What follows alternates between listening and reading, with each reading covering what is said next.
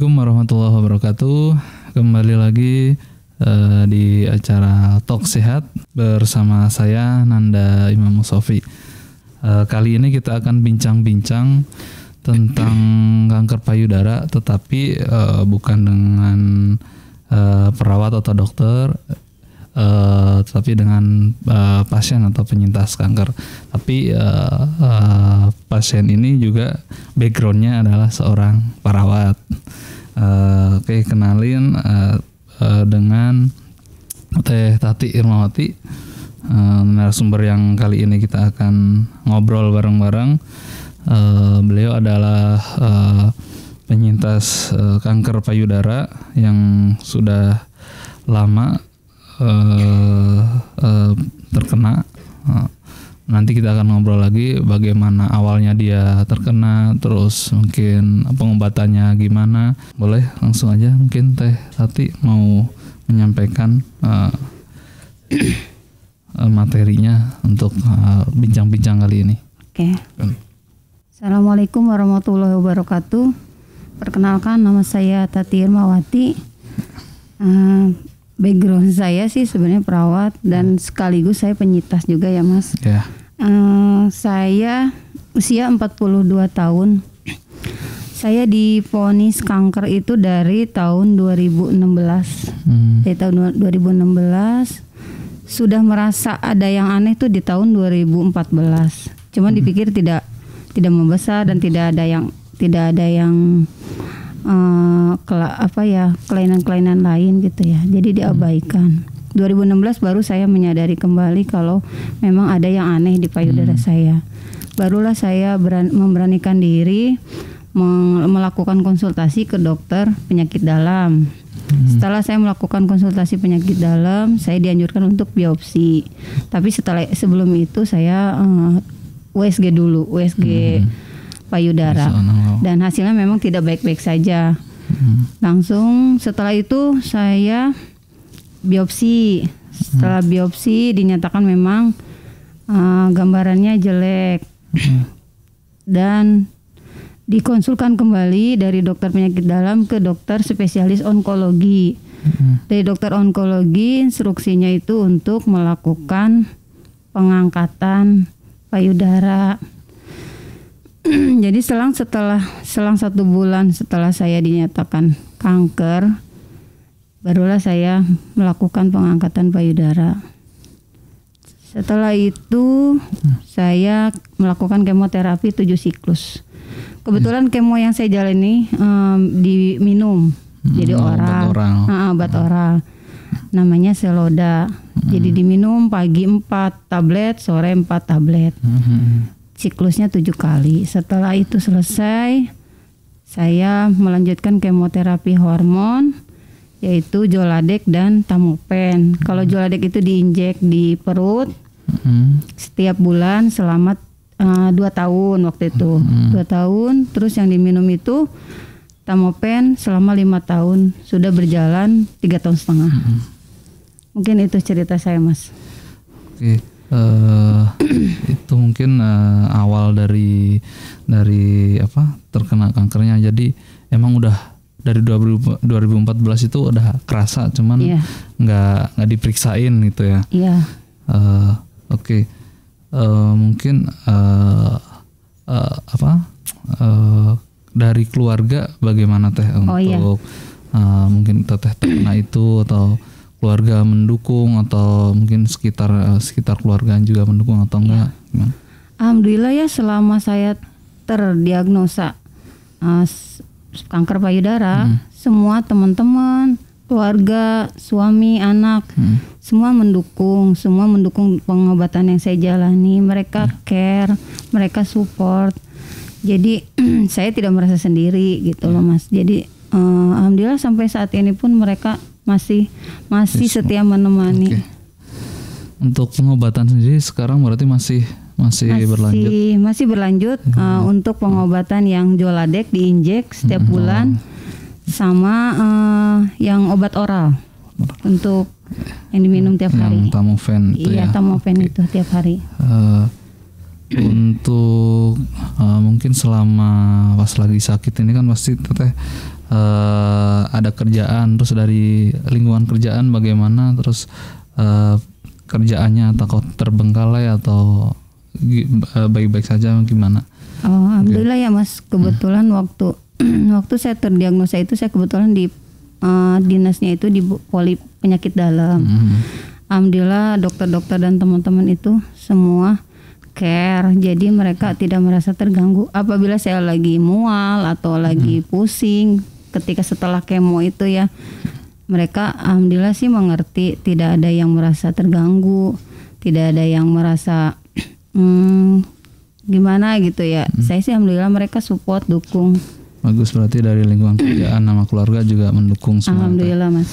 Kalau untuk kayak biasanya kan setahu saya ada mungkin organisasi atau komunitas tentang kanker payudara. Pak Teteh ikut juga ada komunitas itu nggak? Saya setelah kemo selesai yang 7 siklus itu, saya mencoba-coba buka internet. Kebetulan yang saya temukan satu yaitu CISC. CISC itu dia organisasi untuk kanker payudara. Dia beralamatkan di Jakarta. Saya mencoba masuk ke dalam grup, ke grup internet dulu, minta saya dimasukkan ke dalam WAG ya. Nah itu dari situ saya alhamdulillah. Terus selain itu juga ada loping. Terus satu lagi ada yang di dekat-dekat rumah atau di sinilah di tempat saya bekerja, tempat saya berobat, RSUD Ciawi sama RSUD Kota. Kita ngegabung satu Mas, satu grup. Jadi itu pasien-pasiennya dokter, namanya Dokter Oki. Oh iya. Itu semua ngegabung di situ. Jadi ada komunitas buat saling mensupport gitu ya. Oke, mungkin untuk doa dan harapan apa yang Teteh mau agar mungkin pasien yang lain yang terkena kayak gini apa sih yang harus lakukan? Yang jelas ya. Saya berharap dari dulu semenjak saya didiagnosa, saya berharap cukuplah saya yang merasakan gitu. Tidak ada lagi teman-teman atau orang lain, apalagi keluarga yang merasakan seperti saya. Tapi nyatanya memang penyakit ini setiap tahun pun bertambah ya. Doa saya sih, harapan saya ya tidak ada sakit yang tidak ada obatnya. Jadi saya terus berjuang, terus berharap, berdoa ya semoga sakit ini sembuh. Terus yakin sembuh. Jadi saya berharap teman-teman yang menjalani juga bisa untuk sembuh. Ya. Jadi harus yakin ya. Harus yakin sama yang di atas, dan juga harus ngikutin terapi advis dari dokter itu betul. Sendiri. Mungkin jangan telat gitu ya. Untuk mungkin motivasi buat teman-teman yang mungkin baru terkena atau yang terkena CA gitu, apa mungkin masukan dari Teteh selama Teteh terkena ini agar mereka juga bisa semangat, bisa pulih lagi, minimal pulih lagi gitu. Semangat paling ya. Saya berharap teman-teman yang baru treatment, yang baru diponis sakit, ya sehat dan sakit kan adalah karunia ya Mas ya. Jadi yakinlah kalau sakit itu, Allah memberikan sakit itu pasti ada obatnya. Jadi tetap semangat, tetap menjalani treatment dengan baik, tetap jaga kesehatannya dengan benar, makan minum yang benar, istirahat yang benar, kayak gitu Mas. Yang satu lagi, jangan stres. Oh, ya. Itu sih. Ya berarti mungkin yang baru terdiagnosis CA buat teman-teman yang lain, buat ibu-ibu atau bapak-bapak juga bisa ya terkena kanker juga. Dia harus semangat, tapi jangan stres, ikutin terapi dokternya biar cepat pulih, makan yang bagus. Itu aja kayaknya sih Mas. Mungkin cukup sekian bincang-bincang sehatnya. Ada kurang atau lebihnya dari kami, mohon maaf. Kalau misal teman-teman penyintas lain mau misal menghubungin Teh Tati, boleh mungkin nanti menghubungin beliau, ada di Rumah Sakit Ciawi. Beliau juga bekerja di sini untuk biar tambah semangat, atau mungkin ikut komunitasnya biar lebih semangat lagi untuk menjalani terapinya. Teh Tati, ini ada pertanyaan dari Healthygen. Ada beberapa pertanyaan. Nih yang pertama, saya bacain ya. Ini dari Pak Saiful. Selamat siang. Mau bertanya, apakah setiap benjolan di payudara sudah pasti kanker? Mau langsung ditanya atau langsung dijawab? Jawab dulu aja. Boleh, ya. Yuk. Iya. Setahu saya sih ya, tidak semua benjolan itu kanker ya. Ada juga kemarin pasien dia didiagnosa ada benjolan, dia melakukan biopsi, tapi setelah dia melakukan patologi anatomi, pemeriksaan itu hasilnya bukan kanker ya, dia hanya tumor biasa aja. Ya, berarti setiap benjolan di payudara pasti nggak selalu kanker ya. Kanker pasti diawali dari benjolan gitu ya. Iya betul. Terus ada pertanyaan lagi nih dari Ibu Tina. Apa efek samping obat kemo oral yang selama 5 tahun tadi bilang ya, 5 tahun dikonsumsi? Apakah ada efek samping yang berarti? Baik, buat Ibu Tina, yang saya rasakan aja ya, obat-obat yang saya minum selama 5 tahun itu ya Tamopen, efeknya satu itu kram kaki, mual, nyeri otot, sakit kepala. Terus kemerahan pada wajah, lebih ke agak-agak hitam-hitam bintik-bintik gitu Mas. Terus kadang cepat lelah, kadang kebingungan, kadang lupa-lupa gitu. Sering lebih ke ini udah dikerjain padahal udah gitu kan. Jadi kayak orang lupa gitu. Terus kulit kering, rambut jadi tipis. Tapi nggak rontok, nggak kayak yang awal gitu ya. Cuman jadi kayak gimana ya, jatuh gitu, tapi nggak sampai rontok ya. Cuman lebih ke tipis. Terus yang paling fatal itu gairah seks berkurang. Itu yang seksual itu ya, yang paling parah. Cuman itu aja sih Mas kayaknya. Ya. Yang saya rasakan ya.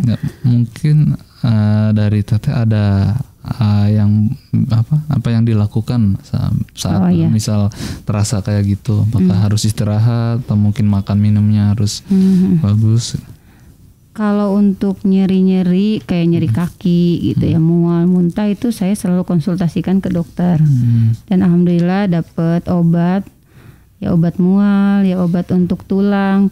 Karena katanya obat Tamopen itu memang lebih ke tulang gitu ya. Jadi saya dikasih obat untuk tulang, vitamin gitu. Terus untuk makan memang saya lebih ke kalau memang mual-mual banget saya lebih ke makan buah. Saya jarang makan yang berminyak-minyak dulu kalau memang lagi mual. Itu aja paling Mas. Gitu ya. Oke, Bu Tina, mungkin itu jawabannya. Ada lagi pertanyaan dari Ibu Kemala. Siang, Ibu mau bertanya, apakah siklus menstruasi masih berjalan setelah menjalani pengobatan kanker? Baiklah. Kebetulan yang saya rasakan itu siklus menstruasi terhenti. Terhenti semenjak saya melakukan kemoterapi dari awal. Jadi memang obat itu untuk menekan hormon estrogen ya. Jadi untuk haid itu pasti terhenti.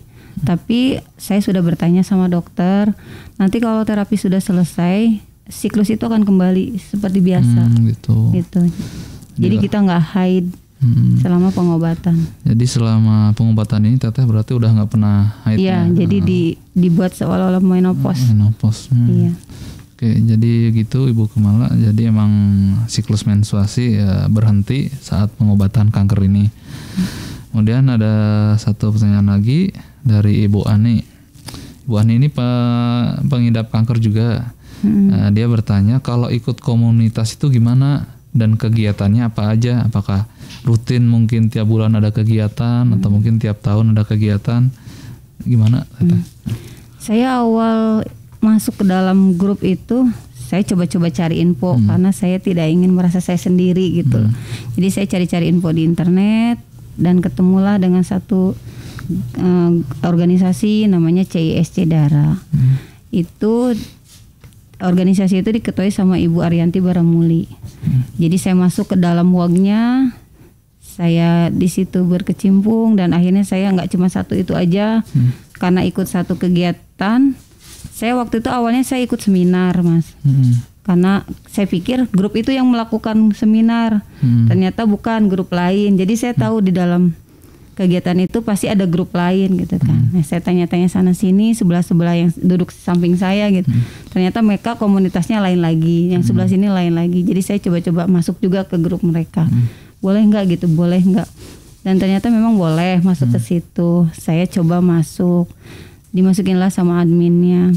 Kegiatan kita itu yang paling utama di bulan Oktober. Karena kan dari awalnya itu peduli kanker payudara itu emang di tanggal 26 Oktober. Jadi setiap bulan Oktober itu bulannya kita. Jadi kita ada kegiatan itu di bulan Oktober. Tapi tidak menutup kemungkinan di bulan-bulan lain pun ada kegiatan. Seperti kalau di Loving itu kita ada seminar, terus ada WSG keliling. Kita ada WSG keliling, kebetulan masih daerah Jabodetabek, tapi Bogor belum, masih Jakarta aja. Terus kita memang karena Loving itu se-Indonesia, cuman kalau di Bogor belum ada komunitasnya. Jadi kalau yang luar-luar itu udah ada. Terus kita nggak cuman itu aja sih, Mas. Paling ya lebih ke kayak kegiatan yoga kayak gitu-gitu ada. Terus kita biasanya belajar kalau di Loving ya, kalau di Loving itu kita belajar cara makan seperti apa, ada tuh. Terus cara berdandan seperti apa itu ada. Waktu itu saya kebetulan ikutan itu ada acara di Bali. Waktu itu ada, saya pernah ikut. Kita belajar mempercantik diri. Jadi orang sakit itu nggak boleh jelek gitu loh. Tetap harus cantik, Mas. Walaupun saya sendiri juga nggak bisa dandan. Jadi tetap itu paling ya lebih banyak ke seminar-seminar sih. Oke, berarti begitu Bu Ani untuk mau ikut komunitasnya berarti ya mungkin buka webnya, ada webnya. Ya ada webnya ada. Boleh nanti registrasi ke situ. Di IG-nya juga ada. Di IG-nya, Instagram-nya juga ada. Nanti boleh DM ke grupnya ke adminnya di situ kalau mau bergabung. Iya. Mungkin untuk pertanyaan cukup sekian dari Healthygen semuanya. Mungkin dari kita cukup sekian, kurang lebih mohon maaf. Assalamualaikum warahmatullahi wabarakatuh.